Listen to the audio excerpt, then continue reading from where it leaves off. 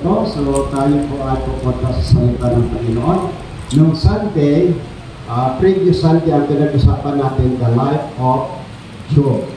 Ano po? Ang lesson na pag-aralan natin kay Job, una, sabi ng Biblia, he is perfect, his adjustment. Pero bakit siya nagkasakit? Minsan niya, faithful ka naman. Lahat pinagbigay mo. Yun din ang question ko noon sa Panginoon. Sayang yung 800,000 kasi 1.5 dapat ang babayaran ko sa COVID. Pero maraming privilege. Nakita nyo lang doon sa report na PHDM kasi meron silang discount na 30%.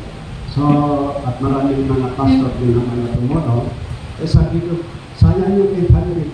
Siguro nakapatayo na ako ng isang library building na hinahanap ng DepEd para makapag-high school po tayo.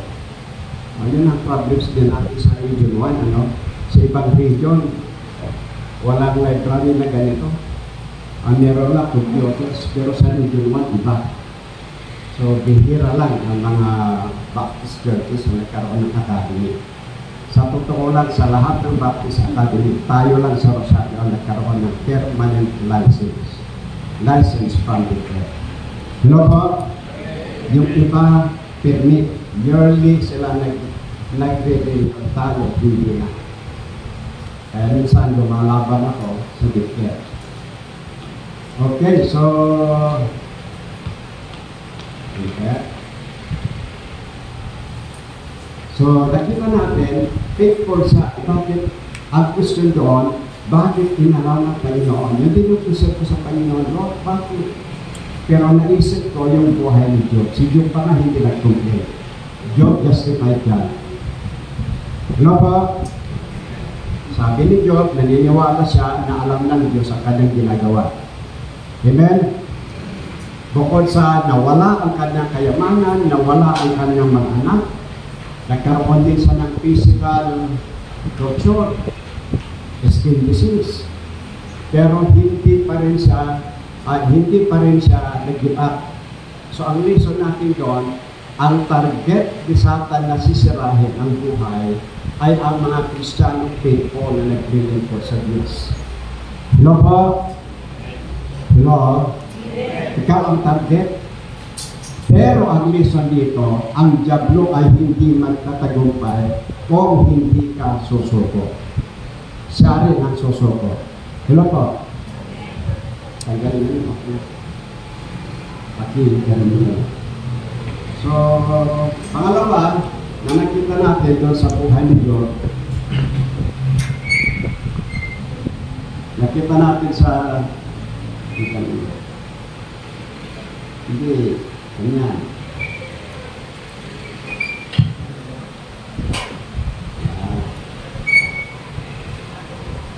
Okay, so yun po ang nakita natin sa buhay ni Job, hindi siya sumuko. Frustrated ang diablo. Hindi tayo kaya ng diablo kung maging faithful tayo sa Panginoon. At sinabi rin na pag-aralan din natin kung walang hirap, walang challenge sa ating buhay, hindi magbibigilagro ang Diyos sa ating buhay. Ano po? Kaya Job serve the Lord with wealth and even during hard times. Naging faithful pa rin siya. Ngunit, alam niyo ba na ang target naman ng diablo, yung mga unfaithful, yung mga rebellious, liwanagan natin, ang mga faithful members of the church, faithful Christian, ang target ng diablo, pahintuin sila, sirahin sila. Pero, hindi siya magtatagumpay dahil faithful nga. Pero ang mga inactive, rebellious member, sila naman ang gagamitin ng diablo para sisirain ng church. Hello? Sana huwag tayong magpagamit sa diablo. Hello po? Okay, ang pag-aralan naman natin ngayon, pinangako nung Sunday, nag-overtime tayo ng Sunday, pinangako ko wala tayong overtime ngayon. Pinangyan natin ang oras. Sigurado bang tama yung oras, no? Okay. Basta before 12, natapos na tayo. Okay, pag-aralan natin wisdom. Yun po yung scripture natin kanina. Everybody stand up, please. Basahin natin muli. Matthew chapter 7, verses 24. Hindi ko. Therefore, whosoever heareth these sayings of mine, and doeth them, I will liken him unto a wise man which built his house upon a rock. And the rain descended, and the floods came, and the winds blew, and the beat upon the house, and it fell not, for it was 26. And everyone that heareth the sayings of mine, and doeth them not, shall be likened unto a foolish man which built his house upon the sand. And the rain descended, and the floods came, and the winds blew, and beat upon that house, and it fell, and great was the fall of it. God bless upon the reading of His word. Our Father, thou art in heaven, we thank you once again for this privilege that we are doing to discuss and listen to thy word. We ask the Holy Spirit to work in our midst, and we ask the Lord to forgive us in our sins so that we will be worthy to deliver, worthy to listen from the word in Jesus' name. Amen. Okay, so ito, paano kaya natin pag-aralan to? So, wisdom.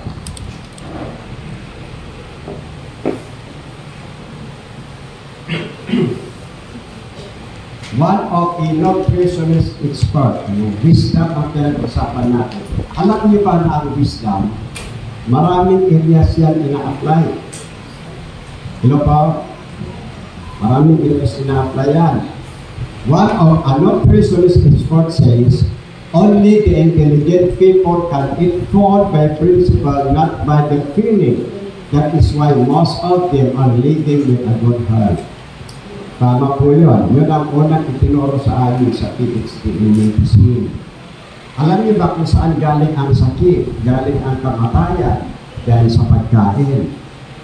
O, saan ba namatay si Adam at Eve? Dahil sa pagkain sa bawal. Hello po? O, nakakatawa yan, pero totoo. Anong sabi ng Diyos? Lahat pwede niyong kainin. Pero yung doon sa gitna, huwag kayong kakain. Kasi kapag kakain kayo, mamamatay kayo. Ang sabi naman ng Satanism group sa Amerika, it's not the Satan that is liar, it is God. Because when He says, you will die, kumain sila, hindi naman sila namatay. Ay hindi nila maunawaan, may tatlong uri ng kamatay sa Biblia. There are 3 kinds of death in the Bible. Number 1, physical death. Because of that sin, man will suffer physical death. You know po? Ang plano ng Panginoon para tayong ibon, mabuhay na lang tayo sa mga dahon-dahon. Manganganak tayo, mag-reproduce tayo na walang kahirap-hirap. Hindi tayo mamamatay. That's the original plan of God. Because of sin, because of violation, ano bang nangyari? Ang tao mamamatay. Physical death. Hindi na, number 1, I should say. Sorry. Number 1 is spiritual death. Yun ang una, spiritual death. Ano ibig sabihin ng spiritual death? Yung presensya ng Diyos umalis sa kanila. Kaya mula noon, naramdaman nila na wala ng presensya ng Diyos sa kanila. Yun ang spiritual death. Kaya makikita nyo, sa Biblia, ang sabi sa Biblia, huwag kayong matakot. Hayaan ninyo ang mga patay na ilibing ang mga patay. May 2 klase ng patay doon. Let the people who are spiritually dead to bury those physically dead. Ang ibig sabihin, hayaan ninyo yung mga patay spiritual na ilibing yung mga patay physical. Hello po? Kaya sa ngayon, maraming tao spiritually dead. Tignan niyo si Vice Ganda, Tignan niyo ang modelo niya ulit. Demonyo talaga. Ang tao na makadiyos, na buhay na spiritual, ang prinsipyo mo, ang paniniwala mo, lahat ng ginagawa mo, pinipili mo yung ayon sa kalooban ng Diyos. Po? Ang mga buhay spiritually, meron silang takot sa Diyos. Siguro kapag ang gobyerno natin, buhay spiritual, walang graft and corruption sana sa ating bansa. Nakakalungkot nga naman. Kailangan kang maging mayor, maging gobernador, maging congressman para yumaman ka. Wala kayong magagawa. Kaya ang mga tao na buhay spiritually, may takot sila sa Diyos, may pagmamahal sila sa kapwa-tao, may awa sila, at lagi silang napuponsensya kung lumalayo sila sa Diyos. Kung hindi nila nagagawa ang utos ng Diyos. Kasi buhay spiritual kayo. But if you are spirituality, wala kang pakialam kung mag-Diyos ka o hindi. Wala kang pakialam kung gagawa ng kabutihan o hindi. Because you are spirituality. Kaya hindi natin masisisi ang mga tao bakit wala silang ka-interest na makinig sa salita ng Diyos. Mas gusto nila ang kalukuhan dahil we are spiritually dead. Second, yung physical death. Kaya nga hindi na sana tayo mamamatay dahil na sa pagkain na yan, ipinagbabawal, mamamatay. Malusog sana tayo. Sabi nga ng medical science, there is no antidote against factor. Ang matalinong tao, kung alam mo, ikakamatay mo, huwag mo nang kainin. Kaya nga, yung asawa ng isang pastor, high blood na nga, mataas pa ang sugar. Sobrang hilig sa karne, sobrang hilig sa mga matatamis. Ano nangyari? Nagbara ang kanyang dugo sa puso. Last Sunday, dahil usapan natin po kung ano ang stroke. Marami ng stroke dahil sa kawalan ng disiplina. Sinabi natin stroke na maaaring nawalan ng oxygen sa utak, may pumutok na ugat, may dugo na pumunta sa utak. Yun po, dahil sa kawalan ng disiplina, dahil po sa sobrang pressure. Kaya sa akin na ngayon, mula noon, kung gusto kong gumaling, lahat ng mga pagkain na nakikita ko, soft drinks, wala na eh. Pag nakita ko, wala na yung feeling ko. Kasi dapat po, yung mind natin, kaya i-control ang ating feeling. Mamaya mapag-usapan natin yan. Kaya mas statistic sa Japan, doon mo makikita, sa philosophy ng Japan, if possible, 60 years old is just a halfway of life. Dapat 120. Dahil po sa kanila, hindi sila ganong mahilig sa mga karne, carbohydrates. At ang philosophy nila, meron pa kayong nakita na ni-stroke dahil gulay at isda lang ang kinakain. Sabi ni Daniel, meron ka na high blood, kaya lang hindi na-stroke. Eh simple nga naman, ma-high blood ka, gulay na naman. Mamaya, gulay na naman. Pero hindi ka na-stroke, ma-high blood ka lang. Na, you get my point? Eh, tama po, ang matalinong tao, pati pag kumakain sila by principle, bakit ka kakain? Kasi kung hindi ka kakain, walang vitamin ng katawan, ano mangyari? Mamamatay ka. So, kakain ka by principle. Tignan mo kung yung kinakain mo, para sa kalusugan mo. Yung bayaw ko noon, bago mamatay, pag nagbabakasyon ako doon, sabi ng ate ko, kausapin mo ang kuya ko. Katungtong na ba kita manong mo? Nag-sorter, sabi ko. Ay nako ni manong nakaya na ang mo ng pinibag yung doctors. No kaya't natin matay, ihalibaan mo, ipaan mo kikian. Tapos sabi, baya ako, sorry haan konton nga aramin ko. May mag-asawa. Ang kumakayon yung babae nag-o-office. Yung asawa walang ginawa pati uminom ng alak maghapon. Tapos umuwi yung asawa, nakita niya, naku, nandiyan na naman umiinom. Salita doon, umaari. Ang sabi ng asawa, ito, alam mo, pag-isip-isip ko, dahil ikaw ay lasing ko, mamahalin pa kita. lahat ng kaligayahan ibigay ko na. Ito ang 10,000. Kung kaya mo uminom ng 4 na kilibra sa isang araw, gawin mo, gawin mo yan. Sige lang, kasi malapit ka na kasi mamamatay eh. Kaya mas lalong mahalin kita. O, ito yung 10,000. Galing sa tubo ko yan, galing sa pawis ko yan. Sige, mag-enjoy ka, uminom ka. Tapos sabi niya sa video, kayong mga misis na lasing ko ang mga asawa, mahalin niyo sila, malapit na silang mamamatay. Kasi malapit na masunog ang kanilang liver. Nagising yung lasing ko. Oo, ano? Salamat. Salamat. Abak nasaan gaya na ginagbagaan at haan kadari haan isang ko. Hello po. Kaya yun ang progress. Kailangan ang katalinuhan sa lahat ng bagay. Pati pagkain, kung alam mo mali, kasi sabi ng science, there's no antidote against bad food. Kaya nga merong dalawa na hindi nagagawa ng maintenance. May maintenance ka. Ano yung dalawa na hindi nagagawa? Pag kumain ka ng bad food, walang nagawa ng maintenance. Hello po? Pangalawa, kung wala ka rin tiwala sa Diyos, lagi kang nervyos ng nervyos, wala rin magagawa ng maintenance. Actually, kahit pumunta ka sa cardiologist, meron silang binibigay ng tablitas sa'yo para maibsan yung nervyos. May isang pasyente pumunta sa cardiologist, Dok, yung nervyos na naman ako. Ito. Okay. Ginawagahan, nilinervyos ako ulit po. Ito, dublihin mo. Ginawagahan, nagkontak ulit. Ito, itriplin mo. Pang-apat, hindi na sa makahinga. Dok, hindi na ako makahinga. Walang magagawa ng maintenance. Mag-relax ka lang.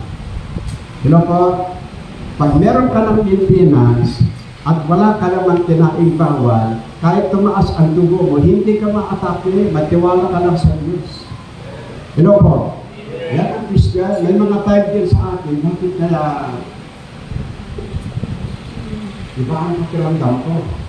Nasobrahan ko yata ng jacket. After 20 minutes, 30 minutes, kinuha kong dito ko, 160. Tapos, natural lang, ang tao, nanipis ka, pero sabi ko, hindi ka nahihiya. Ang galing mo mag-advise ng iba, tapos sarili mo hindi mo ma-advise. Ano, walang hiya kang katawan ka, pambihira ka. Nag-relax ako. Nung kinuha ko ulit, bumaba 140. Nung kinuha ko ulit, 120 na. Ganyan lang. Wala naman akong alam na kinain na bawal. Hello po? Kaya kailangan din ang tiwala sa Diyos. Ano ba ang definitions ng wisdom? Pag nagpa-PowerPoint tayo isa, tumataga kaya ko sa amin kabihirang gumamit ng PowerPoint dahil sa kagatagan. Pag binigyan ka ng 20 minutes, pag tumayo ka dito, sige, para kang masigan, para matapos. Pero marami nag-review sa atin, ng outline natin, ng listeners natin sa India, sa Canada, sa ibang bansa, gusto nilang nakita. Ano po? Definitions of wisdom. The Oxford English Dictionary defines wisdom as capacity of judging rightly in matters related to the life and conduct. Ang wisdom, kung kagalingan mo kung paano ka maghusga, paano ka mag-isip. Halimbawa, kaya nga sa buong mundo, hinangaan si King Solomon. Kung paano niya malalaman kung sino ang nagsisinungaling sa dalawang babae. Merong isang bata na pinakaagawan. Sabi ni isa, anak ko po ito, pero inaagaw niya. Sabi naman yung isa, hindi po totoo, sinungaling siya. Anak ko ang bata, pero inaagaw din niya. Okay, ganito na lang. Ang sabi ni King Solomon, para fair, hatiin na lang natin yung bata.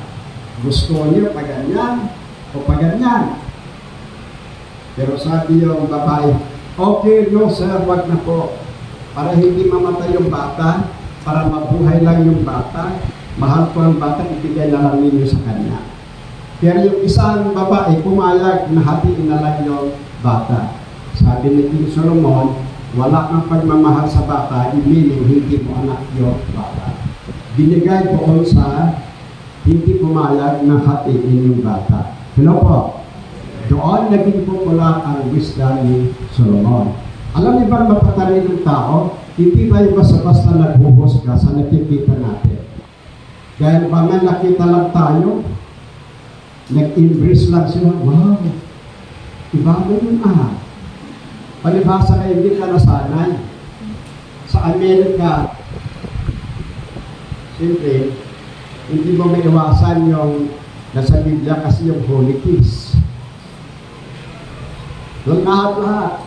Pero spiritual, ang feeling mo, dapat pag ginagawa mo yun, kasi sa iyo, ang problema sa iyo na gumagawa, wala kang masamang feeling. Pero yung mga tao na hindi matalino, negative. Kaya huwag tayo mag-judge sa isang tao. Tingnan muna natin. Sa ngayon, naging uso. Pag merong balita sa ikatipis mo agad, i-forward mo agad sa ibang tao. Hindi po. Kung anong naririnig natin, huwag tayong mag-judge. Tignan natin kung totoo o hindi. Hindi ako nasanay. Kapag meron ako narinig na chismis, maniwala agad. Hello po. Hello. Ang dami kong narinig kay Rondo. Pero hindi ko basta-basta maniwala dahil hindi ko nakita. Hello po. Mag-ingat din kayo. Marami rin video na gumagamit sa akin. Minsan, nagamit tayo sa mag-scam, mga fake na products.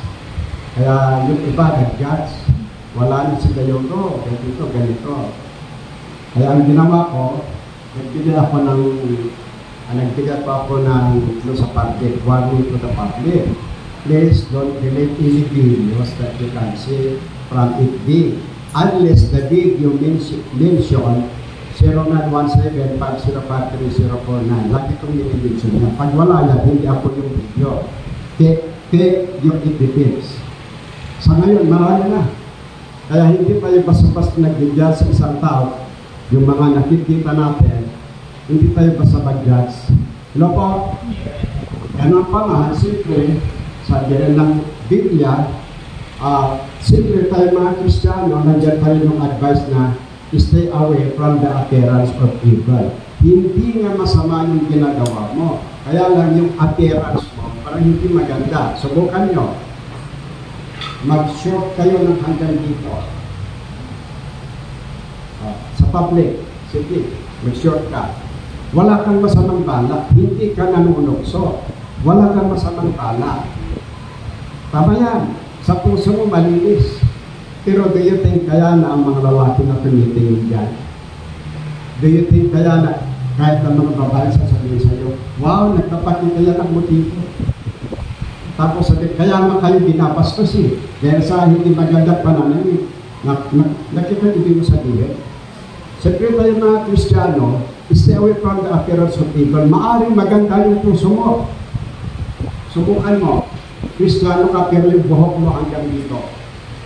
Tapos ang balbas mo hanggang dito. Malinis ang puso mo, pero yung itsura mo. Maniwala kaya sa kanila Kristiyano ka? Hello pa?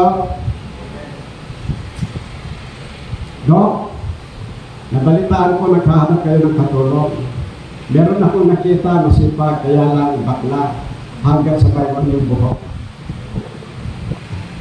Iniisip ko, sobrang kailangan natin ng katulong. Sabi ko sa bayan, tanggapin natin. Ibabain na ka. Kapit yatayan mo. Malay mo. Kung dito siya masayip. At kahit paklayan, malay mo kung masayip siya dito. Sabi ko, sige, pwede naman. Pero kailangan magbukhang lalaki bago ko tayo. Pagpagulit muna siya, iayaw. So, hindi natin tinanggap. Ano po? Kaya kahit tayo, minsan, na-accuse tayo na hindi naman totoo. Kaya sometimes, kailangan din natin iwasan yung mga bagay na nasususpect tayo. Tama po, ang puso natin malinis, kaya ka lang yung nakikita ng tao, baka masama sa kanila. Wisdom. Wisdom is the ability to contemplate and act productively using knowledge, experience, understanding, common sense, and insight. Ang tao matalino, lahat ng bagay, may panahon mo, halimbawa mag-asawa kayo. Normal lang naman, common sa mag-asawa ang mag-aaway. Subukan nyo kayang mag-away, nandiyan ang mga anak nyo. Subukan nyo mag-away, nandiyan ang bisita. Ano ba nangyayari?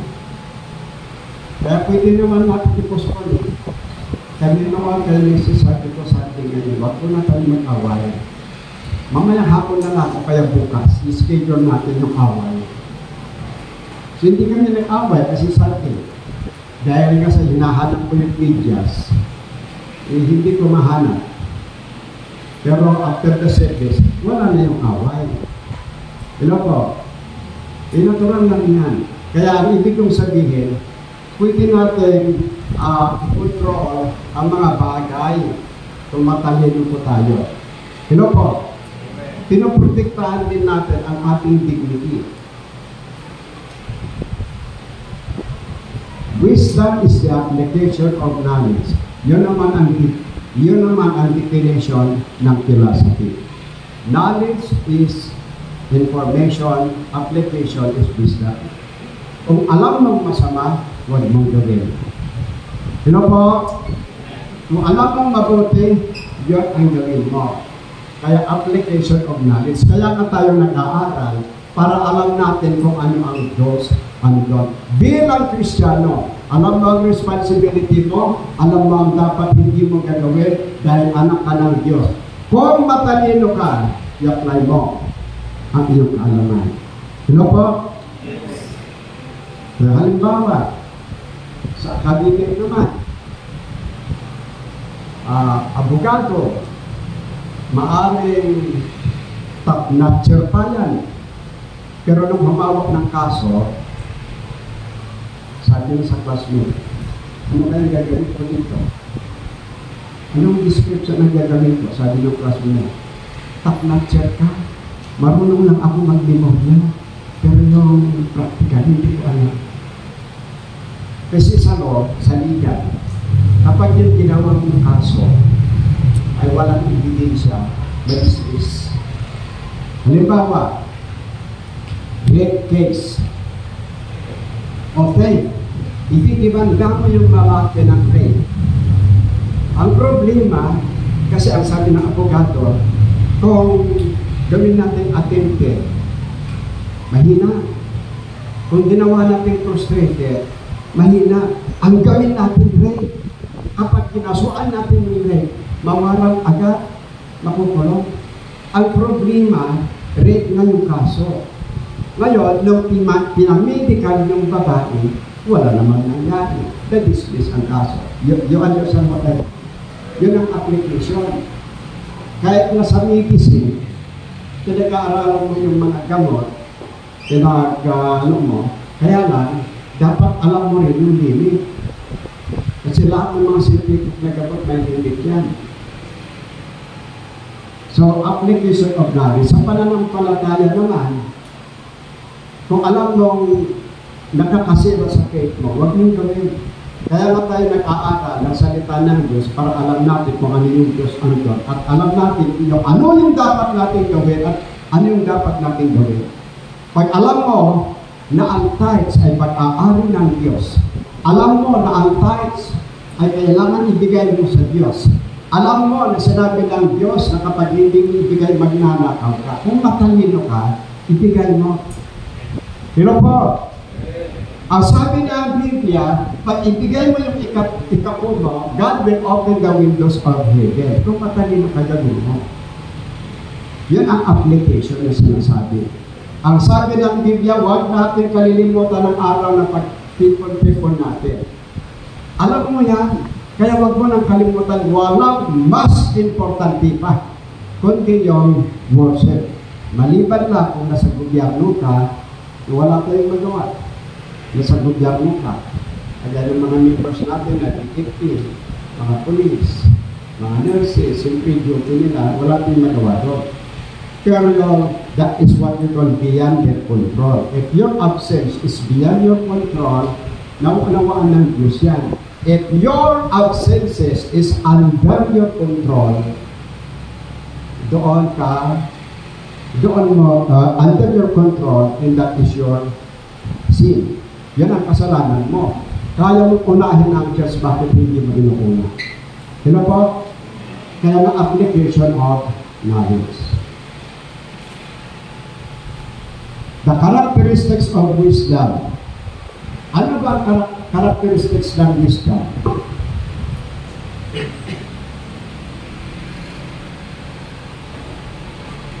Listening. Number one, characteristics of wisdom is listening. Most of the intelligent people wants to learn more. Some wants to learn more some important matters. Because, they want, most of the intelligent people wants to listen some important matters because they want to learn more. Po, ang characteristics ng wisdom, pakikinig. Ano bang sabi ni Kristo? Anyone who listen to my word, anyone who heareth my words is likened to a wise man built his house upon a rock. So nandyan yung listening. Sino man ang makikinig sa ating salita ay katulad ng isang matalino na itinayo ang bahay sa bato. Nandyan yung salitang wise man. Kaya the character is listening. Ang mga members na matatalino minsan, kaya nagpapasalamat ako minsan. Sabi ko, hindi ako mag-overtime, kasi sana nag-overtime ako. Sabi ng ibang dito, okay lang yun sir, marami naman kami natutunan. Pero po, pero yung hindi matalino, ang purpose punta lang dito, maupo lang yan, tapos tingin ng oras. Kasi hindi kasi yung oras ang tinitignan, hindi yung mapag-aralan. Ano po? Kaya ayan, pero kapag matalino ka, you want to listen more. Lalo na ngayon, maraming lumalabas sa FB. Kaya warning ko sa inyo, hindi na kayo basta-basta nakikinig sa mga preaching sa FB, lalong-lalo na yung mga pastor na kontra sa tithes.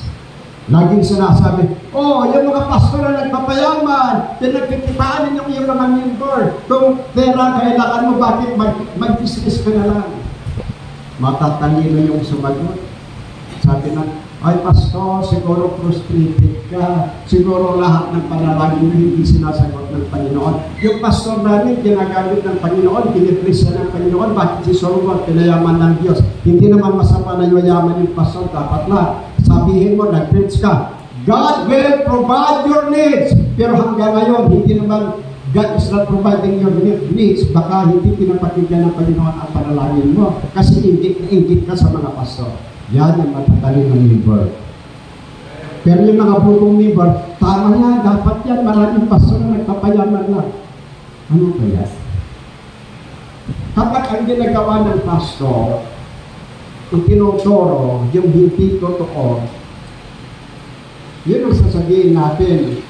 Kagaya ngayon, marami rin mga pastor na galit sa akin. Bakit?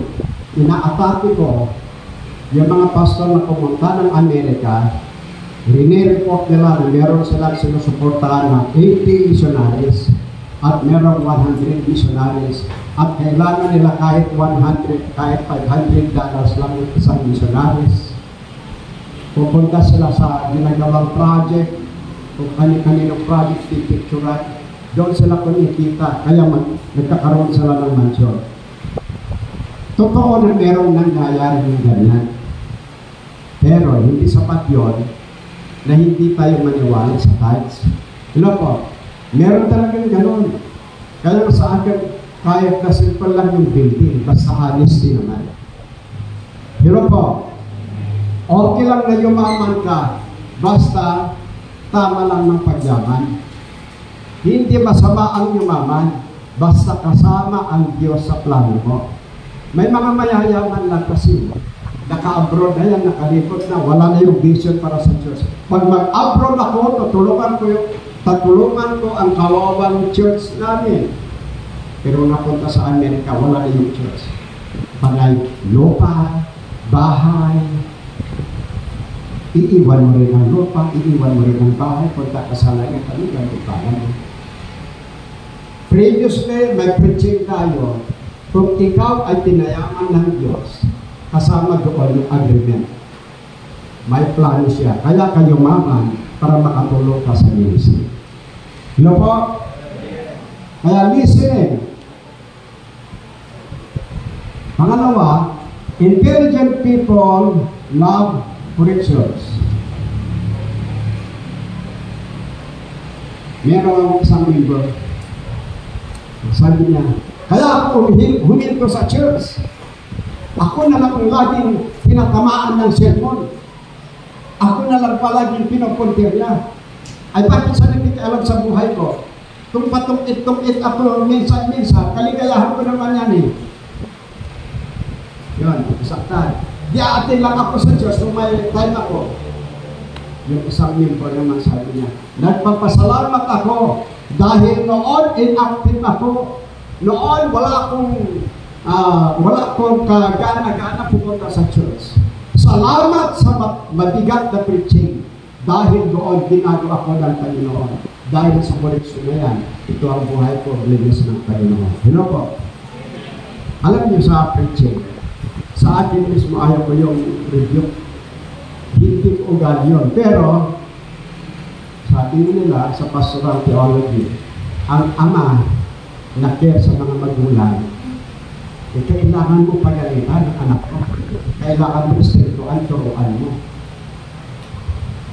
Sabi nga nila, kapag yung ama ay salbahe, yung asawa daw at anak, natatakot sila sa ama. Pero kapag ama daw ay sobrang bait, doon naman umaabuso yung asawa at mga anak. Hello? Kaya nga ako sa ministry, katanda mo lang. Mag-rebuke ka, pero rebuke lang na walang kasama sama ng loob. May mga pastor kayo, kaya mga pastors na nakikinig, mga preachers, pag meron kayong nakita na hindi magandang ginawa ng isang member, hindi yun ang basis ninyo na mag-preach. Sabi, si-share mo na nila kita. Si-share mo na ako, laban sa iyo, hindi. Hindi tayo nag-preach dahil lang sa isang tao, dahil lang sa nakita natin. Nag-preach tayo dahil sa guidance ng Holy Spirit. Dahil sa yan ang kalooban ng Panginoon. Hello po? At kung tumama sa ugali natin, di man pasalamat tayo. Ang mga bata noon, kami noon, pag matigas ang ulo, nung mapagbibisita, gumanon ng father ko. Yung nanay ko naman, gumanon lang, alam na namin. Pero ngayon, kahit anong gawin mo, wala na. Sobrang tigas ng mga bata na yun. Sa school noon, may teacher kami. Dahil sa sobrang magbulo kami, dadaan yan sa isakit. Noon, hindi kami nagsusumbong. Pero ngayon, nagsalita lang ng konti yung teacher, yung bata nagsumbong sa parents. Yung parents na susugod na, aawalin yung teacher. Ganyan ngayon. Noon, binibilag kami sa araw. Pag meron kami assignment na hindi nagawa, binibilag kami. Ngayon, mainit ngayon, no classes. Imagine yan. Makalat ang mga bata ngayon, sobrang no classes because of heat waves. Samantala kami noon, binibilag pa kami. Kaya kayong mga anak, mga bata, kung matalino po kayo, huwag magalit sa corrections. Pag sinabi ng tatay na, oh anak, yung buhok mo, O anak, yung pananamit mo, yung underwear mo, nagkiti ka na. Sinanay naman, compassion. What? Anak, mag-aaral ka muna. Baka-istor ko sa pag-aaral mo yan. Sinanay naman, hindi nga ako makapag-aaral na walang lagi. Kung matalino ka, focus mo sa pag-aaral mo. Ano po? Ako noon, dahil ngayon nga, adapting nga ako ng Amerikano. Yung nanay ko, ayaw naman ako mag-aral. Patali yung father ko. Anong gagawin ko? Gusto ko mag-aral. Pumunta ko sa Bible College, nag-self-support niya ako. Kaya nagpasalamat ang mga estudyante natin para self-supporting. Ang sabi ng director, alam niyo, sabi sa amin, kayong self-supporting, somehow you are proud of yourselves. Bakit pinag-aral ninyo ang sarili niyo? Walang magsasabi, dahil sa akin, nakapag-aral ka. Walang magsasabi ng gano'n. Sabihin ko, praise God, by the grace of God, nakapag-aral ako by myself. Ano po? Isang nakakaingit yung nakita mo, nagkiligawan sila, pero nung graduation, ang award na binigyan sa kanila, lover, the great lover, sabi ng team namin na Joker. Mayayaman nga, walang ginawa pag magligaw. Kaming self-supporting pa ay may humor. Kaya kapag tinulit kayo, huwag kayo, magagalit. Sa Amerika, pag 18 years old na, pero tignan mo talaga yung sa mental quality talaga. Yung totoong Amerikano, original na Amerikano, before 18 years old, talagang strictly sumusunod sila sa mga magulang. After 18 years old, siyempre independent din sila. May disiplina pa rin sila. Pero yung mga Filipino blood, lumaki sa Amerika, nung nag-18 years old, malala na sila, mas masahol pa sila. Kasi yung mga totoong Amerikano, talaga ang Filipino blood, matigas talaga ang tukotin ng mga Pilipino. Pero, yon ang pagkakaiba ng mga young people na lumalaki sa church. Wala nang ibang kukontrol pa sa buhay natin kundi yung takot natin sa Diyos. Ano po? Kaya naturuan sila ng tama, sila ang walang bisyo. Kaya nga kung magpapasalamat ng mga young people na mga parents ninyo ay nagdilipod din sa Diyos, pag pinagsabihan kayo, magpasalamat kayo. Intelligent people love corrections. Proverbs 8, 33, 15, and 32. In philosophy, most of the intelligent people are characterized by their mind than their feelings because they know that emotion is deceitful. Diyan sa Jeremiah 17:9, ang sabi, the heart is deceitful. Pati ka nga, class? The heart is deceitful above all things, and desperately wicked who can know it. Ayon sa Bible commentary, yung sinasabi dyan na heart ay tumutukoy sa emotion ng tao. Pag galit ka, pag nagtampo ka, pag ni-stress ka, ang feeling mo iba. Hello? Nawawala yung patience mo. Kaya minsan, sorry ha, galit ka sa ako kanina eh. Kaya nga, pag galit ka, tahimik na lang. Ganun na lang. Ano po? Pag galit ka, huwag kang gagawa ng desisyon, maging mali ang desisyon mo. Kapag ikaw ay stress, huwag kang gagawa ng desisyon, maging mali. Mag-relax ka muna, mag-pray ka muna. Doon ka makakaroon ng tamang desisyon. Kaya ang sabi na philosophy, if you are happy, the decision will be accurate. Loko. Nung masaya ka at nag-decision ka, tama yung decision mo. Ano bang decision ng masaya? Graduate ka, pumasa ka, wow, salamat Panginoon, I will serve you. Hello po. Minsan, madali tayong mangako, sabi ni Mercy, kaya pag-pil natin ito, siguro, pag natin susulatan ko rin si Leo, sabi ni Mercy, yung buong sweldo ko ng isang buwan, ibibigay ko sa church pag nakatransfer ako sa government. Sabi ko, wag mo na pinitsyon yan. Gawin mo pag nandun ka. Hindi, totoo. Kaya meron siyang gift sa akin na promissory note. Yan pa yan. Marami nag-promissory note sa akin. Sir, pag nasa abroad ako, ganito, nasa abroad na sila, gumanda ang buhay, wala naman. Kaya dyan ako medyo natatakot, kaya pala sa akin ng Biblia, huwag kang umasa sa tao, umasa ka sa Panginoon. Maaaring hindi nila gagawin, pero may ibang tao na gagawa.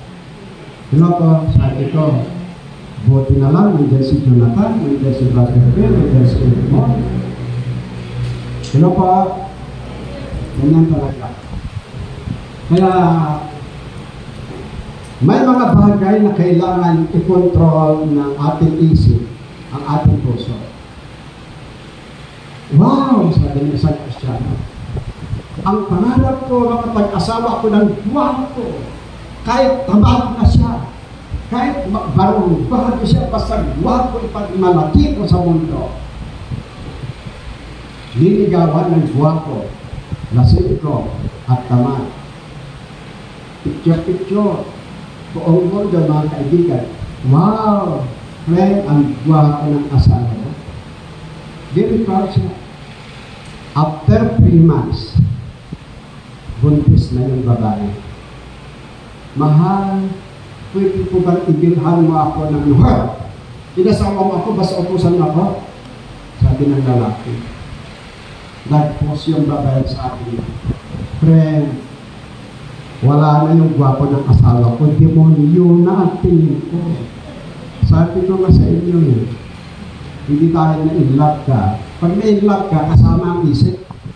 Hindi para ang puso. Po? Hindi. Yung sabi ng kabataan, pag na-in-love, pag-iinom ako ng baso, siya ang nakikita ko. Pag-pikit ko ang mata ko, siya ang nakikita ko. Pag mag-review ako ng libro, siya ang nakikita ko, masama na yan. Kristyano ka at nag-aaral ka, i-focus ko sa pangarap mo. Hello po? Bakit? Hindi ba palagi natin sinasabi dito, natural lang sa mga young people ang niligawan? Kasi maganda nga naman, okay lang na maraming lumiligaw, huwag ka nagpapatol. Pero kayo mga kalalakihan, kayo nag-aaral pa kayo, bakit may hanap buhay na ba kayo? Maganda yung isang young people, may lumigaw sa kanya na mas bata. Ilang taon ka na ate? Ilang taon ka na?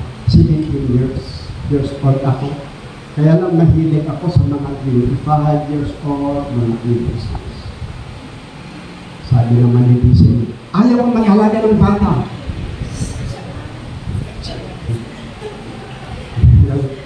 Kasi sabi ko kay Disney, si Jeremy, siya ang magtanda ng service sa gabaan, mamayang hapon, iuwi mo na siya. Sir naman, ayaw kong mag-alaga ng bata. Hindi, joke lang yun. Joke lang niya. Hindi, pupunta lang doon, mag-lunch, para after lunch, attack service. Kasi, sinisot matalino. No po? Tapos sabi ng binata, kasi mahilig ako sa mas mature sa akin. Sabi naman ni DCA, pangalan mo na lang para. Sabi naman ng dalaga, bakit? May hanap buhay ka? May pera ka na ba? Kung mabuntis mo ako, sino mag-alaga sa akin? Yung tatay at nanay ko na lang. Mahiya naman kayo. Kayo ang gagawa, tapos responsibility ng tatay at nanay mo. Ang matalino, unahin ang pag-aaral. Hello po? Tingnan natin. However, there are good mood or emotion which must be supported by our minds. but there are bad feelings or negative laws that must be controlled or overcome by our minds. May mga bagay na gustong-gusto ng puso mo na kailangan suportahan ng isip mo. Pero may mga bagay naman, may emosyon, may kasiyahan na dapat kontrahin ng isip mo. Alam niyo siguro yan. Pero halimbawa, wow, pag nakikita ko, yung nagkukway, parang gusto ko rin. Wow, gusto ko mag-join sa kway, that's good. Ano po? Pero kapag silang naman ako, sabi ni Sir, mag-lipsy ka lang ha. Nasaktan ako. Pero importante, naka-join ako sa kway, kahit lipsy lang. Ano po? Hello po? Excited ako bukas, excited ako, I will go to church. Makikita ko yung mga Kristiyano, makarinig ako ng salita ng Diyos, makapagsamba ako sa ng Panginoon. Good emotion, good happiness, but must be supported by your mind. Yung mga kaibigan ko, papaano ko pupunta sila sa interno, ano kaya, subukan ko kaya silang invite sa church. Subukan ko kaya bigyan ng trust. Subukan ko kaya magbigay ng trust sa kanila at magbigay sa kanila. That is a good emotion that must be supported by our mind. Ano po? Gusto mo, parang gusto mo mag-share ng salita ng Panginoon. Kaya lang, naiiyak ka. Kaya sabi ng isip, huwag kang mahiya pag maganda at mabuti ang ginagawa mo. Hello po? Ngayon, ano naman yung mga bagay na dapat i-control ng ating isip? Tingnan nga natin kung nandito. Ay, wala. Ano naman yung mga emotions na dapat i-control ng ating isip? Number 1, anger. Minsan, pag naggalit ka, ang mag-asawa pag nag-away, imagine, kaya nila yung 24 hours na hindi nag-uusap. Kaya nga sa Amerika, madaling mag-divorce. This is not the kind of life that I am looking for, sabi ng lalaki. Sabi naman yung babae, it's the same with me. So, divorce. Meron ng pitong beses na nakapag-divorce, hindi pa nakaharap ng perfect na babae. Yung babae naman, 11 beses na nakapag-divorce, hindi pa nakaharap ng tamang lalaki. Bakit? Nananalo ang kanilang emotion, wala sa pananampalataya. Yun nga sinabi ko sa inyo noon, sa counseling, ang sabi ko ganito. My problem though is this, I don't feel love anymore to my wife because of her bad attitude. Whatever I do, I cannot feel love. I don't love her anymore. Anong sasabihin mo? Talagang wala na. Sabi ko sa kanya, pag ikaw yung lalaki na nasanay sa ganyan, na magaling kang mag-asawa sa babae, ang tawag namin dyan sa abnormal psychology, you are sick. Sakit yan. Hello ba? Naparin ibig sabihin? Pag ang lalaki at babae, gusto yung iba-ibang babae. Yung babae naman gusto yung iba-ibang lalaki. Sakit yan ng utak. Walang satisfaction. Kaya mag-ingat ko kayo, may malalaki ganyan. Sakit yan, sabi ko sa kanya. Now, what I'm going to ask you, and you say, yes. Did you accept Christ as your Lord and Savior? Yes. So, do you know that in the Bible said, love your wife whatever she is. Yes, I know. Do you believe that and you try to do it? Okay, ganito na lang, sabi ko. Totoo, wala ka ng pagmamahal. Nagsawa ka na. That's our flesh. That's our feeling. Pero, love your wife for the sake of God's word. Kahit ipagapong laan sa oting Diyos. Kahit ano lang for the sake of God's word. Paano kayo Tagalog yan? Paano yung Tagalog yan? Alang-alang na lang. Tama ba yan? Alang-alang na lang sa Diyos at alang-alang na lang sa salita ng Diyos. Mahalin mo siya. Yun din ang sinabi ko sa babae. Tapos nag-pray kami. Nung nag-pray kami, embrace each other. Sabi yung babae, I'm still good. Sabi ko, ang psychology kasi, kung hindi ka mag-move on and let anger control your life, it destroys your life. Sisirain ka talaga. Anong sabi ng Biblia? Kung ikaw ay galit from sunrise to sunset, at hindi ka magpatawad, kasalanan mo. Sa psychology naman, within 24 hours, nagalit ka, it destroys your mood and your life. Sa awa ng Panginoon, umuwi sila ng peaceful, and after 15 days, bumalik sila. Thank you so much, Dr. Yudo. I learned a lot. Totoo po, kapag sinundan mo ang salita ng Diyos, siya lamang ang magbibigay ng tamang daan at kaligayahan. Alam natin, walang tao perfect. Walang perfect na lalaki, walang perfect na babae. Kaya ang kailangan natin ang pag-ibig. Kasi ang pag-ibig, walang imposible yan. Pati kalukuhan, mahalin mo. Tingnan ninyo, yung mga lolo, mga lugar, nagmamahal sa ako. Tingnan niyo ang aking mga apo. Sobrang makulit. Pero siyempre, lahat ng ginagawa nila, parang lumilipid ka lang, mahal mo sila. Hello po? Kaya, ganyan po. Intelligent people are always concerned and thinking about the future. Tama po yan. Ang matatalinong tao, laging iniisip ang kinabukasan. Lalo-lalo na tayong mga Kristiyano. Maraming Kristiyano maaaring successful ka sa studies mo. Successful ka sa career mo. Pero sa church, wala kang ginawa. Paano kung kukunin ng Diyos yung success na binigay sa inyo? Sa ayaw at gusto natin, iiwan din natin ang kayamanan. Kaya dapat maging wise tayo. Kung paano tayo pinagpala ng Diyos. Kaya nga may sinasabi ng mga komentaryo na if God blesses your life, do not raise the standard of your living, but raise the standard of your living. Ano po? The more na pinagpala ka ng Diyos, the more na ibigay mo ang kayamanan mo sa Diyos.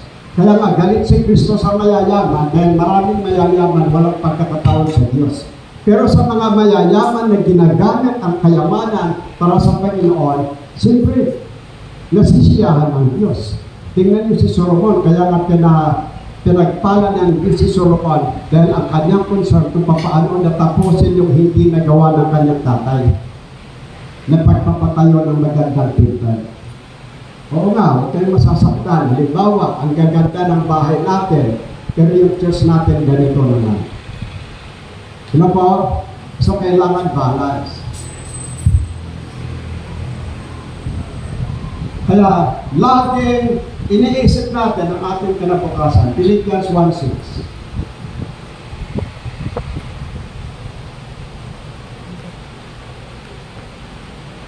Being confident of this very thing, that he which had begun a good work in you will perform it until the day of Jesus Christ. Ang ibig sabihin, ang isip ng matatalinong Kristiyano, kung ano yung in-start mo ng maganda, tapusin mo yan hanggang sa pagbabalik ng Panginoon. Hindi po ba? Next scripture, tignan natin. Sayang naman mo yung scripture ito. Hear counsel and receive instruction that you may yes be wise in the later end. There are many devices in a man's heart, nevertheless the counsel of the Lord that shall stand. tingnan natin, ang buhay natin sa mundo ito ay may hangganan. Kaya kung ano ang pwede natin gawin ngayon, sa ayaw at gusto natin, iiwan din natin ang mundo ito, haharap din tayo sa judgment seat of Christ, doon din natin tatanggapin ang ating rewards. Kung ano man yung ginawa natin. Marami namang mga tao na mayayaman nga, pero hindi matalino. Kasi, hindi nila alam na wala namang kayang mabuhay kung wala ang Panginoon. Halimbawa, isang milyonaryo sa London. Atheist ko, hindi naniniwala sa Diyos. Nagkaroon siya ng heart problems. Sabi niya sa lahat ng matatalinong doctors, heart surgeon, cardiology surgeon sa London, kahit magkaano babayaran. Ang ginawa nila, pinalitan ng baterya ang kanyang puso. Laging tina-charge. Minsan, nag-swimming sila. Nag-drown yung baterya, namatay din. No one can extend the life that the Lord has given us. Hello po? Walang pwedeng mag-extend sa buhay Panginoon lang. Kaya kung ano yung buhay binigay ng Diyos sa atin, gamitin natin sa paglilingkod. Kaya nga, maraming tao ngayon na walang Diyos. Ang Diyos nila kayamanan. Minsan ang mayayaman hindi nakukontento. Yan ang mayaman eh. Ang mayaman gusto niya sikat sa mundo. Tama na lahat, meron na sila, pero hindi pa sila kontento. Gusto pa nilang yumaman. Ang problema, tumamatay sila, saan sila pupunta? Minsan, naaawa ako sa mga taong umaasa ng kaligtasan. Di ba, pag may namatay, nanay, sorry po, wala na po kayo. Pero hindi ba niya alam namin na ikaw ay nasa harap ng Panginoon? At least dyan walang hirap. Dyan wala ng sakit. Ang tanong, sigurado kayo na sa langit yan? Hello po? Hello? Ang problema, may mga tao na umaasa na lang doon sa sikat na buryan na ginagawa ng pari. Ito yung mga tao na nakakaawa. Si Crisologo ng Vigan Ilocos, alam natin ng istorya, siya ay mamamatay tao. Wala siyang kinakatakutan dahil sa gwardyado siya. Wala pwedeng mahabarin sa kanya. Lahat kasama ang pulis. Maka-48 pa noon. Kahit saan pupunta, minsan pagpunta sa lugar namin, ang dami mga Philippine Police Pamulan, nakaano sila. Kaya walang pwedeng papatay sa kanya. Pumunta ng simbahan. Pag pumupunta ng simbahan, sabi ng iba pakita ng pamula, isang tauhan lang niya na meron palang naka-ano dito na 45. Pumunta sila sa harap, inabian niya, namatay. Hindi na nila nakita kasi lahat ng tao nagsitakbuhan niya. Anong nagawa ng kayamanan? Anong nagawa ng mga soldado doon? Wala. Ngayon, para sigurado na ang kanyang kaluluwa sa langit ay kailangan magkaroon ng the best, the most higher level of buryan. 24 hours na misa. Pero alam nyo, ang kaligtasan simple lang. Hindi natin kayang bilhin, hindi natin kayang bayaran ang kaligtasan. Ang kaligtasan ay ginawa ng Diyos na simple lamang. Sapat na yung tanggapin mo si Kristo bilang tagapagligtas mo habang buhay ka. Ang kaligtasan ay habang buhay ka. Ang problema, papaano nilang malalaman ito kung tayong mga Kristiyano ay hindi naman tayo mag-witness sa kanila? Pero po, paano na yung nanay mo, tatay mo? Kung hindi mo i-share, ang important dito, sinir mo ang salita ng Panginoon, in-invite mo, hindi sila nakinig, you did your job. Pero may mga pagkakataon na may taong negative. Lagi kong sinasabi ito, nung binibigyan ako ng pinsan ko, negative ako. Pinagsabihan ko. Sabi ko, ikaw kuya, bakit? Pati English, hindi mo alam mag-English. Paano sabihin mo ng totoo ang ano sinasabi mo? Siyempre, Bible baptism. Pagka sabi sa akin inside, okay, matalino ka. Pero lahat tayong mamamatay. At least ako, alam ko na kung saan ako pupunta. Pero sa akin, alam mo kung saan ako pupunta, imposible yan. Pero nung umuwi ako, bago ako matulog, umano sa isip ko, itong pinsan ko pumunta daw sa langit. Sino ba kaya pumunta ng langit? Pero ako, hindi pa ako sigurado. Tinumagahan, binalikan ko yung pinsan ko. At ibig sabihin, may mga tayo na mag-witness ka, negative yung tao, pero hindi mo alam, nagtrabaho pa lang Holy Spirit. Conversion is not our work. Our work is just to share. Conversion is the work of the Holy Spirit. Kaya nga po, pag nag-witness ka, nag-invite ka, leave the result to the Holy Spirit. Yun po, ang important yung nag-witness ka. Amen po ba? Intelligent people always make their faith founded in Christ alone and have their doctrines, beliefs, and principles are based on the Word of God.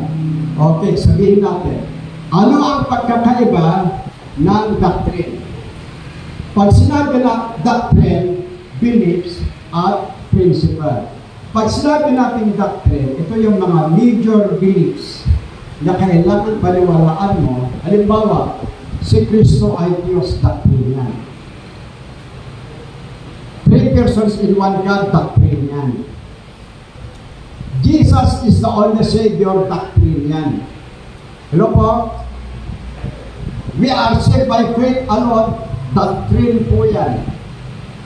Give your tithes, doctrine na yan. Ano pa? Yung speaking in tongues, doctrine din yan. Ito yung mga doctrines. Pero yung belief, ito ay personal na paniniwala. Halimbawa, ito yung beliefs. Ang pag-aasawa, nasa atin yan. Malaya tayo dyan. Mag-asawa ka o hindi, kung hindi ka mag-asawa, hindi yan kasalanan. Kung mag-asawa ka, hindi yan kasalanan. You get my point? Hello po? Doon ngayon, magagamit yung principle at belief. Halimbawa, sabi ng pare, kaya daw sila hindi mag-aasawa para daw nila maasikaso ang church. Ang problema, ginawa po nila na ito ay doktrina. Na bawal ang mag-asawa sa kanila. Pero actually, sa Biblia, wala. Kaninong doktrina yan? Tingnan mo natin sa 1 Timothy chapter 4. Wala sa outline natin, pero tingnan natin. 1 Timothy chapter 4 yan.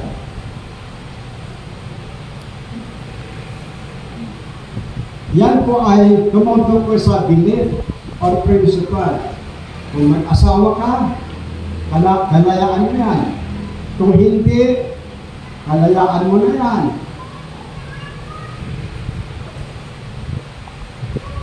Wala ba?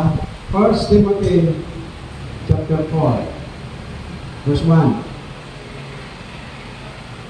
Chapter 4 yun. Okay. 1 Timothy chapter 4. Now the Spirit speaketh expressly that in a latter time some shall depart from the faith, giving heed to seducing spirit and doctrines of devil. O yung iba, iiwan nila ang turo ng Biblia, susundin nila ang turo ng Diablo. Ano ba ang turo ng Diablo? Verse 2. Speaking lies and hypocrisy, having their conscience seared with a hot iron. Verse 3. Forbidding to me. Ayan. Pag pinagbawal ng simbahan Ang pag-aasawa ng mga pare, doktrina na yan. Doktrina ng diablo yan. Hindi ba doon sa una, yung iba hihiwalay sa katotohanan at susunod sila sa doktrina ng diablo? Tama ba na nagbawal itong pag-aasawa ng pare? Anong sabi dito? Yung pagbabawal ng pag-aasawa, pagbabawal ng pagkain ng baboy, lahat yan ay doktrina ng diablo. Ano po? Para naman hindi kayo mag-misunderstood, yung pagkain ng meat, kung high blood ka, exempted ka na, bawas-bawasan mo. Ano po? Pero pinag-usapan natin dito, yung ibawal mo, yung pare na mag-asawa, doktrina ng diablo yan. Nasa Biblia yan, ang sabi ni Apostle Paul, kung hindi ka mag-asawa para nakapokus ka na pag-lilipot sa Diyos, kalayaan mo yan, hindi masama yan. Hello po? Pero kung mag-asawa ka, hindi rin masama. Ngayon, punta na tayo sa belief at prinsipyo. Sabi ng isang dalaga, may isang pastor nito, lalaki ito. Sabi sa akin, ako mahilig ako talaga sa mapuputi at magaganda. Ay, paano kung hindi Kristyano? Okay na, babaguhin ko na lang. Nag-asawa siya ng artistahin. Pumunta sa church, nakabaklis, ganda, nakashoot. Anong nangyari sa pastor? Nasira ka ng ministry. Pag nagkipag-ama niya, wow, kay girlfriend, sabi niya. Pag nag-iusap yung mga babae sa pastor, nagsisilos, inaaway ang mga neighbors. Ano Jeremy? Prinsipyo yan. Ang sabi ng Biblia, huwag kang mag-asawa ng unbelievers kung gusto mo na maging successful ang pananampalataya mo. Hello po? Da kayo manilawanan, the only remedy is witness your husband. Hello po? Sabi ni Garbina, bakit ako? Nag-asawa ko ng unbeliever. Nung kinasal na kami, naging believer na siya. Tama yun. Pero, out of 1,000, isa lang yung ganyan. Mas marami ang mga kababaihan na nawala dahil sa unbeliever na lalaki. May mga lalaki nagpakasal dito, pakitang tao, gusto siya. Pagkatapos, umalis na sila dahil lang sa takot sa responsibility. Nasa prinsipyo yan. Ang sabi ng Biblia, don't be equally yung prinsipyo yan. Pero it does not mean na kapag nag-asawa ka ng unbeliever, kasalanan hindi naman, nasa prinsipyo yan.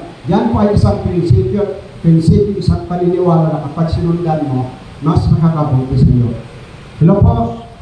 Kaya siguruhin natin na lahat ng gagawin natin, ang decision natin, ay nasa salita ng Panginoon.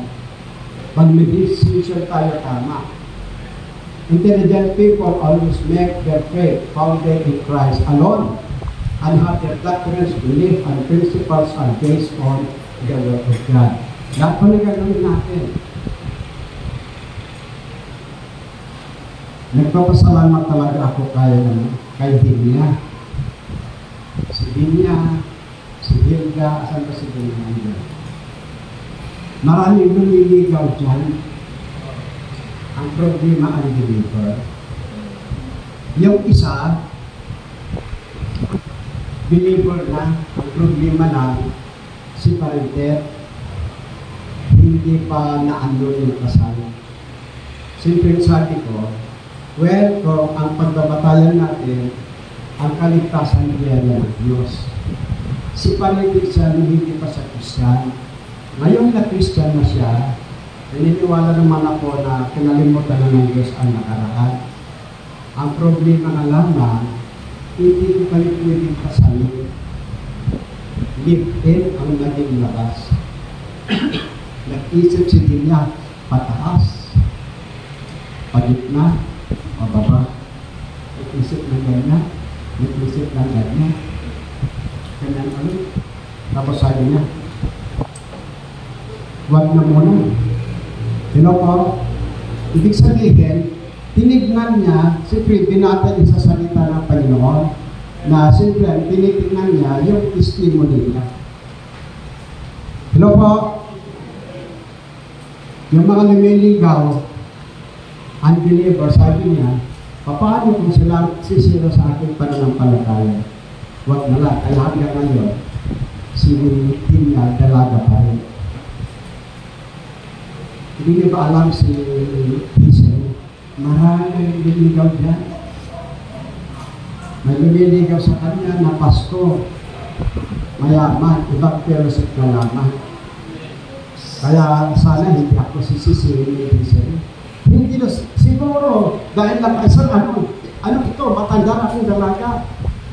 Hindi naman. Paano ka si Hazel? Paano yung Hazel yung lubyo? Punta lang dito, nakakita na lang sa ubukonan. Ang tao may disiplina, chair is it. Table is not a chair. Po?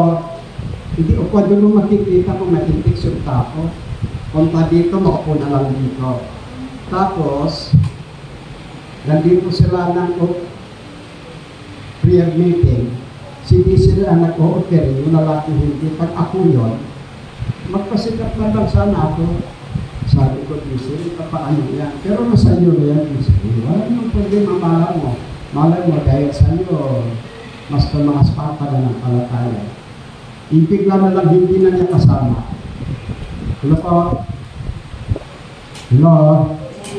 Halayaan ni Hazel yan kung gusto niyo hindi. Hindi ko naman pinagbabawal. Kaya lang, dapat ang prinsipyo natin, yung sigurohin natin. The house is the symbol of faith. The rock is Jesus Christ and His words. Maraming interpretation dito dahil ito ay paragan, depende sa nagpipits. Pero, yung house, yan ay simbolo ng ating pananampalataya at paniniwala. Ang dapat lang na ating paniniwala at pananampalataya ay founded sa bato. Ang bato dyan na tinutukoy si Kristo at ang kanyang salita. Po? Yung winds, ulan, simbolo ito ng pagsubok sa buhay. Po? Marami tayong dadaanan. Pero kapag ang prinsipyo mo ay batay sa salita ng Diyos, pananampalataya mo ay dahil lang kay Kristo, kahit anong mangyari, hindi ka alis. Pero ang pananampalataya mo, kaya ka nandito para may tulong, nandito ka dahil sa material, pag wala na yung tulong sa iyo, aalis ka na rin. Maraming nangyari sa church nito. Yung mga teachers natin, nagturo sila dito, atin sila ng Diyos para makapagturo lang. Kung yun ang dahilan, darating din ang time na kapag pumunta na sila sa ano, hindi na sila babalik. Po? But hoping ng academy teachers natin ngayon, pag sila pumunta sa public, babalik pa rin sila. Kagaya ng mga teachers natin nandito, si Ma'am Marites, na unang nagturo dito, si, ano pa, yung galing dito, si Flor, si Madeline, si Flor, Ana, si Madeline, sino pa? Si Jima, ay hindi, si Jima ay dito pa rin. Sino pa ba yung iba dito? Ma'am Jessica, sino pa? Si Renz. Sino pa? Marami sila. Kahit hindi na sila nagtuturo, andito pa rin sila kasi ang paniniwala at pananampalataya nila founded in Christ. Po? Huwag tayo mag-overtime, sama na yan. The application of wisdom. Shortcut na natin. The application of wisdom. Kailan mo gagamitin ang katalinuhan mo sa personal character mo. Ang taong matalino, piliin mo ang maging mabait. Just to become a better person. Po? Pag may problems, inaaway ka, piliin mo naman yung huwag gaganti at huwag ano. Yan natin ina-apply. Vision and goals. Pag may goal ka, may vision ka, halimbawa si GC, ang pangarap natin maging successful architect. Pero kapag hinaruan ni GC ng panliligaw, sa dami ng gawain, wala. baka nagtampo, nagsiros, wala na siya, hindi ka na makapapasa. Nag-exam ng board dahil sa pasisiros. Hindi ng babaeng ito, yan. Paano ka makasagot? Kalimutan mo na ang pag-aasaw at saka na lang. Hello po? Kaya kayong mga nag-aaral pa, gamitin ninyo ang pagkalinuhan ninyo. Intelligent people focus their mind on their goals. Intelligent students are characterized by their mind than their hearts.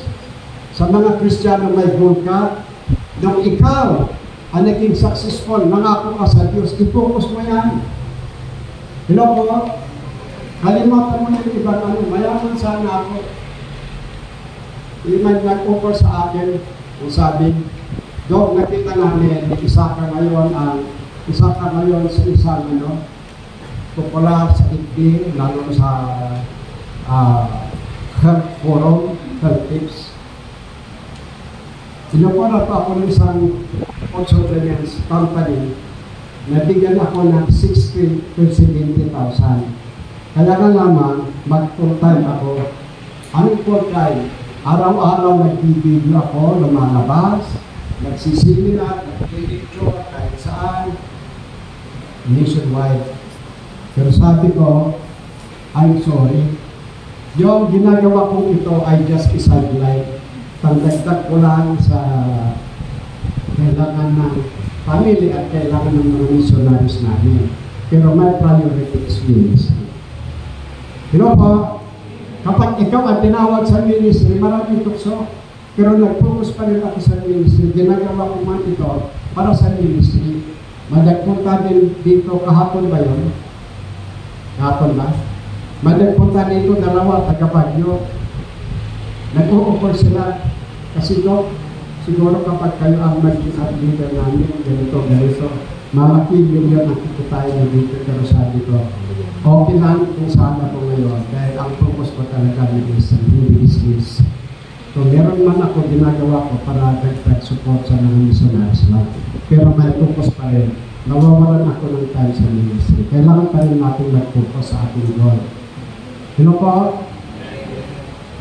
Faith and vision. Intelligent Christians are characterized by their faith and mind, and they look unto Jesus and they ignore discouragement. Sa Kristiyano, wala na sa kanilang vocabulary ang discouragement. Hello po? Wala na yan. Sa mga mature Christian, wala na yung discouragement sa atin. Nangako tayo na ano na mangyari, magpapatuloy pa tayo.